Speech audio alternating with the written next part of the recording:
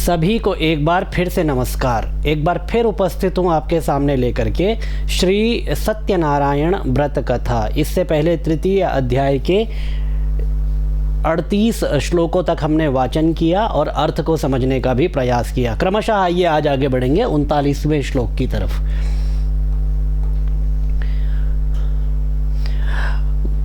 व्रतम चक्रे सैव साध्वी बंधुभिः स्वजनैः सह। व्रतं चक्रे सैव साध्वी बंधुभिः स्वजनैः सह। भर्तृ दो रहा है ना, तो एक ऊपर ये वाला आ गया भर्तृ जामातरौ क्षिप्र मा गच्छेतां स्वमाश्रमम्।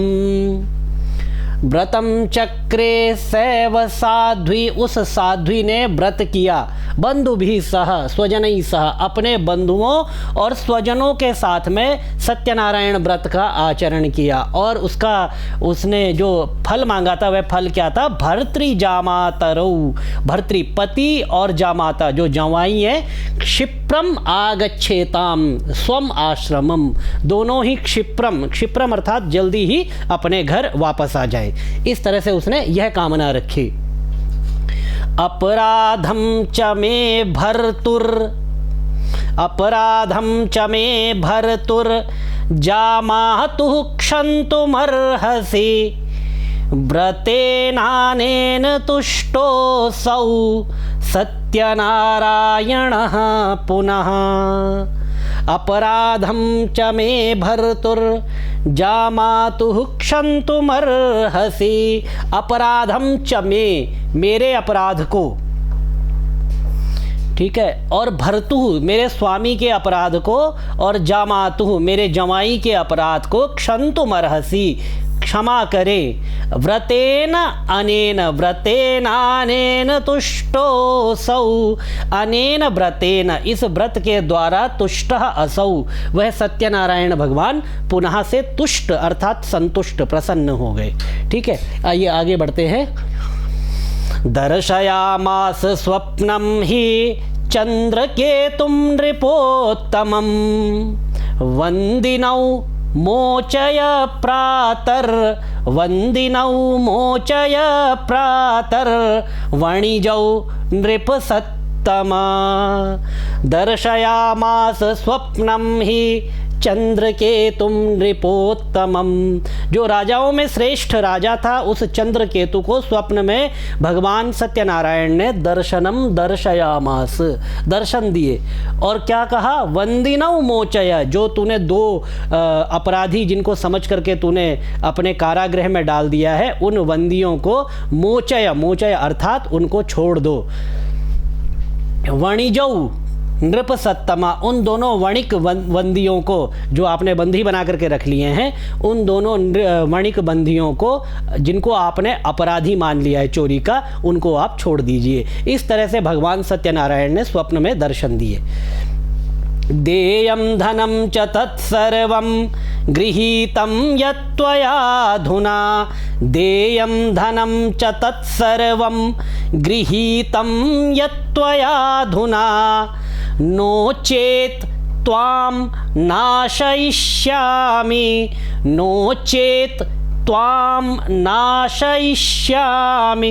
सराज्य धनपुत्रकम्।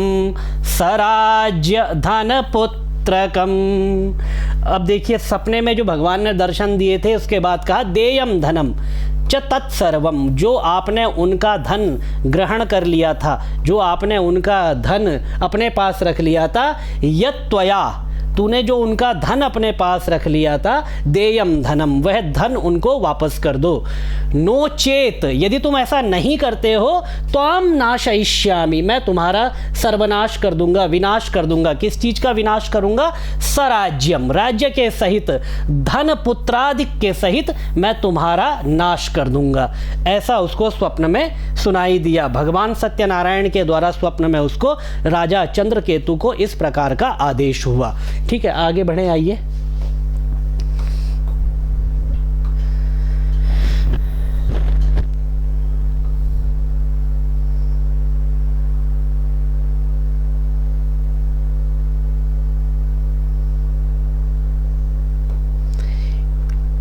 एवमाभाष्य राजानं ध्यानगम्यो भवत् प्रभु, ध्यानगम्यो भवत् प्रभु, ध्यान गम्य, जिनको ध्यान के द्वारा ही जाना जा सकता है, प्रभु फिर अपने उस स्वरूप में चले गए। सीधी सीधी बात है, अंतर्ध्यान हो गए। ठीक है। और एवं आभाष्य, इस प्रकार से कह करके भगवान सत्यनारायण स्वप्न में अंतर्ध्यान हो गए।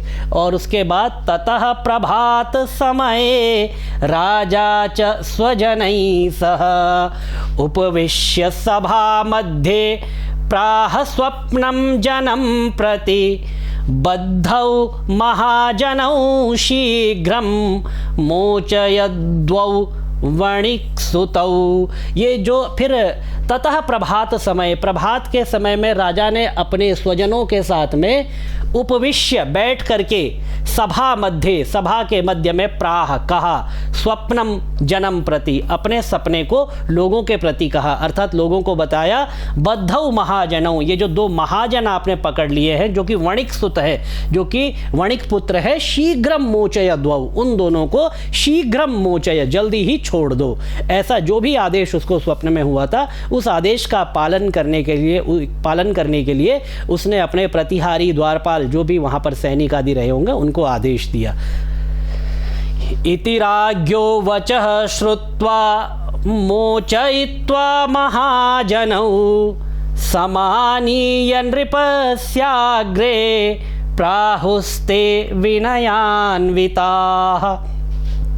आनीतौ द्वौ वणिक्पुत्रौ मुक्तौ निगडबन्धनात् ततो महाजनौ नत्वा चंद्रकेतुं नृपोत्तमम्। इति राज्ञो वचः श्रुत्वा, राजा के इस प्रकार के वचनों को सुन करके मोचयित्वा महाजनों, उन दोनों महाजनों को, वणिक पुत्रों को मोचयित्वा, छुड़ा करके समानीय नृपस्य अग्रे, राजा के आग्रे लेकर के आया गया। दोनों को बंधन मुक्त कर दिया गया और राजा के पास लेकर के आया गया। राजा कौन है? चंद्रकेतु। आनीतौ द्वौ वणिक पुत्रौ मुक्तौ निगडबंधनात्, निगडबंधनात् जो श्रृंखलाएं होती है, जो कारागृह में बेड़ियां डाल दी जाती है, उन बेड़ियों से मुक्त हुए उन दोनों वणिक पुत्रों को राजा के सामने प्रस्तुत किया गया। ततो महाजनौ नत्वा चंद्रकेतुं नृपोत्तमम्। उसके बाद उन दोनों महाजनों ने, श्वशुर और जामाता ने, चंद्रकेतु को नमस्कार करके, श्रेष्ठ राजा चंद्रकेतु को नमस्कार करके क्या किया, वो आगे लिखा होगा।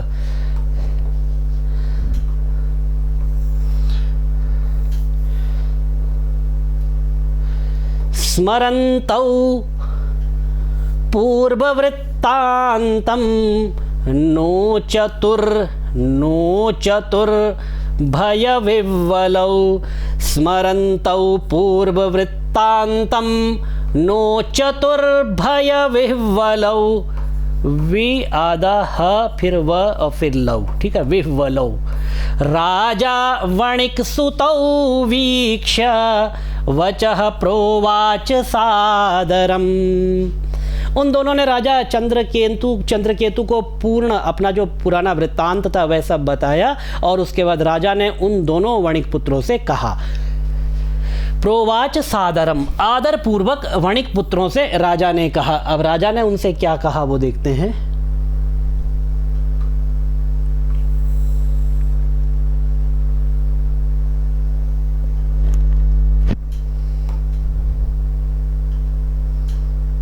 दैवात् प्राप्तं महद् दुःख मिदानीं नास्ति वै भयं। दैवात् प्राप्तं महद् दुःख मिदानीं नास्ति वै भयं। तदा निगडसन्त्याङ्गं क्षौरकर्माद्यकारयेत्। तदा निगडसन्त्याङ्गं क्षौरकर्माद्यकारयेत्। दैवात् प्राप्तं महद्दुःख, मिदानीं नास्ति वै भयम दुखम, इदानीं नास्ति वै भयम, इदानीं वै भयम नास्ति। अब कोई डर नहीं है आपको। ये जो दुख प्राप्त हुआ, ये सारा का सारा दुख दैवात, भाग्यवशात प्राप्त हुआ। अब कोई दुख नहीं है। तदा निगड संत्यांगम, उसके बाद उनके निगड जो बेड़ियाँ जो थोड़ी बहुत रह गई होगी, क्योंकि पहले पूरी श्रृंखला को आधा काटा होगा, जो हाथों में रह गया होगा, तो उसको भी उसने खुलवा करके क्षौर कर्माद्य कारयत, उनके जो इतने जेल में रहे तो दाढ़ी आदि जो बढ़ गए होंगे, उन सबको क्षौर कर्मादि करवा करके उनको नवीन वस्त्र दिए। वस्त्रालंकारकं दत्वा परितोष्य नृपश्चतौ पुरस्कृत्य वणिक्पुत्रौ। वस्त्रालंकारकं दत्वा परितोष्य नृपश्चतौ पुरस्कृत्य वणिक्पुत्रौ वचसा तोषयद्भृशम्। वस्त्रालंकार दिए, परितोष्य, उनको प्रसन्न किया राजा ने, और पुरस्कृत्य, पुरस्कार देकर वचसा अतोषयद भृशम, निरंतर उनको अपने वचनों से संतुष्ट किया, अनुगृहीत किया, प्रसन्न किया, क्योंकि बिना अपराध के उसने जो है श्वशुर और जामाता को कारागृह में डाल दिया था। पुरानीतम तु यद्द्रव्यम द्विगुणीकृत्य दत्तवान। पुरानीतम, पहले जो वह धन लेकर के आए थे कमा करके ससुर और जामाता, उस धन को द्विगुणीकृत्य, दुगना करके दत्तवान, राजा ने उनको दे दिया। प्रोवाच च ततो राजा गच्छ साधो निजाश्रमम। तब राजा ने उनसे कहा कि गच्छ साधो, हे साधु, निजाश्रमम गच्छ, अपने अपने घर की तरफ आप लोग अब प्रस्थान करें। उनको सम्मान पूर्वक वहां से राजा चंद्रकेतु के द्वारा विदा किया गया। राजानं प्रणिपत्याह गंतव्यम त्वत्प्रसादतः। राजानं प्रणिपत्याह, राजा को प्रणाम करके, गंतव्यम त्वत्प्रसादतः, आपकी कृपा से हम जाते हैं। और इत्युक्ता तौ महावैश्यौ जगमतु स्वगृहं प्रति, ऐसा कह करके उन दोनों महावणिक पुत्रों ने जगमतु स्वगृहं प्रति, अपने घर की तरफ प्रस्थान कर दिया, अपने घर को दोनों के दोनों चले गए। ठीक है, यहाँ तक हुआ श्लोक संख्या 51 तक। आइए आगे बढ़ते हैं। अच्छा, ये तो खत्म ही होने वाला है 51, और ये ऐसे ही एक दोहा दे दिया इन्होंने यहाँ पर। जा पर कृपा राम की होई, ता पर कृपा करहि हर कोई, सब कोई। ठीक है, जा पर कृपा राम की होई, ता पर कृपा करहि सब कोई। नो डाउट ऐसा ही होता है। जा पर कृपा राम की होई, ता पर कृपा करहि सब कोई, इसमें कोई संदेह नहीं है।